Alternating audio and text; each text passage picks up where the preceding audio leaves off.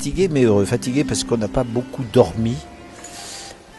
Parce que installer tous les éclairages dans des lieux complètement différents comme ça, c'est déjà compliqué. Mais quand le vent s'en mêle, alors là, c'est plus que compliqué.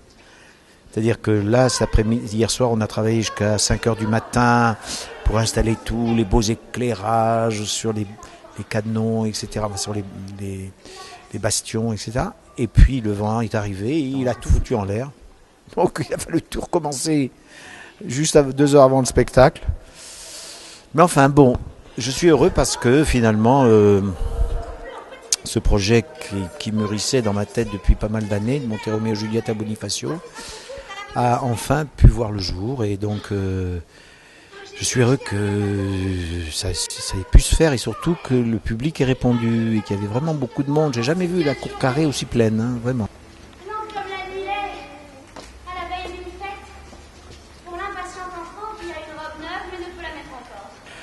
Eh ben, ce projet. Bon, alors, moi d'abord, je suis né à Bonifacio, dans la rue d'Oria, au 23. Et il mettra une plaque plus tard. Non, je plaisante. Pourquoi te tordre ainsi les mains? Il est mort. J'avais fait donc 3 spectacles à Bonifacio. J'avais monté le Bourgeois Gentilhomme, j'avais monté Tartuffe et j'avais monté un spectacle sur la gare de 14 et 40, mais que dans la cour carrée en fait. Et puis je regardais cette ville que j'adore et que je me disais, mon Dieu, mais il faudrait refaire revivre tout ça, tous ces monuments, tous ces endroits. Et donc j'avais pensé à Roméo et Juliette, parce que c'était une pièce qui est complètement adaptée à ce lieu en fait, vraiment. Et donc j'ai décidé de la monter. Alors maintenant, il me fallait l'accord de la municipalité, de l'office du tourisme, qui a été un peu le maître d'œuvre de tout ça et qui a permis à ce que la pièce se monte, se joue. Et donc voilà, parce que faire venir 22 comédiens, toute la logistique qui s'ensuit pour qu'ils soient en résidence comme ça pendant une semaine. Parce qu'il fallait bien une semaine pour monter le décor, pour répéter, monter les éclairages, etc. Donc ça a pu se faire. L'école que j'ai à Paris depuis une dizaine d'années, j'étais longtemps professeur, moi à l'école Florent depuis plus de 20 ans. En même temps, j'étais à la Comédie Française, donc j'ai un bagage d'acteur, de metteur en scène et de professeur. Et donc toute l'équipe que vous avez vue là ce soir jouer, ce sont tous mes élèves de l'école, de mon école, et qui ont certains qui sont sortis de l'école depuis 2 ou 3 ans, et d'autres qui y sont encore. Juliette, qui joue Juliette, à 20 ans, elle était dans ma classe cette année.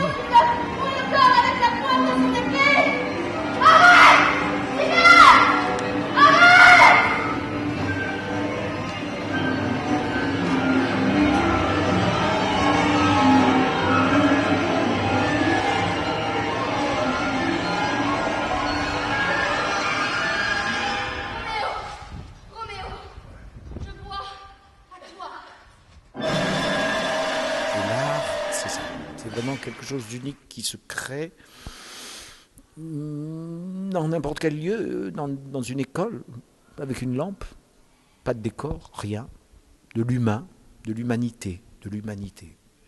Et ça, c'est merveilleux. Et c'est pour ça que je ne quitterai pas mon métier de professeur. Portez-la dans sa plus belle parure jusqu'à l'église.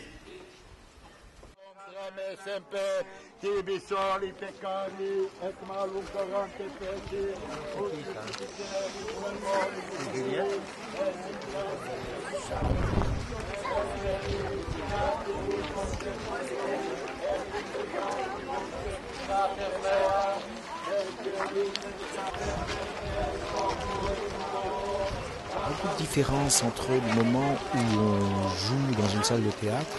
D'ailleurs, je leur ai dit à tous, puisqu'on va le reprendre à la rentrée à Paris, le spectacle, je leur ai dit, mais bon, vous avez joué dans des lieux magiques. Bonifacio, c'est magique. De toute façon, c'est une ville magique, Bonifacio. Moi, j'ai fait le tour du monde en jouant à la comédie. Bonifacio, c'est Bonifacio. Je veux dire que cette falaise, ce vent, c'est... Bon, très bien. Je ne suis pas là pour parler de Bonifacio, mais je peux en parler pendant des heures. Mais bon... Non, je leur disais, vous avez joué dans un lieu absolument magnifique. Ils en ont vraiment conscience, ils ont les yeux comme des soucoupes, c'est magnifique. Si vous allez retourner au mois de septembre, le théâtre vous semblera tout petit quand vous allez retourner au sud d'un théâtre. Un beau théâtre, mais il vous semblera tout petit.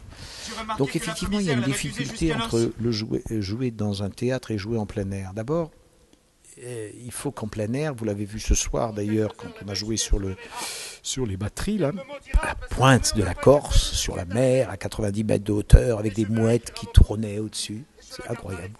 C'est incroyable. Et donc, ils étaient obligés avec le vent, ils étaient obligés de projeter leur voix comme ça, etc. Et ça leur fait un travail formidable qu'ils ne connaissent pas, parce qu'ils n'ont jamais joué en extérieur. Donc il y a vraiment ça, entre l'extérieur et l'intérieur. À l'extérieur, il faut tout amplifier, vous êtes obligé de tout amplifier. Mais ce qui m'a le plus surpris pendant ces 2 jours, c'est qu'on les a entendus très bien, partout. Que ce soit ça, ici, au Torion, ou même là, complètement dans un lieu improbable, eh ben, la pièce est passée, vraiment. Ce qui me fait dire que l'année prochaine, si Dieu le veut et si le vent nous assiste, moi j'aimerais bien remonter un spectacle ici, encore une fois.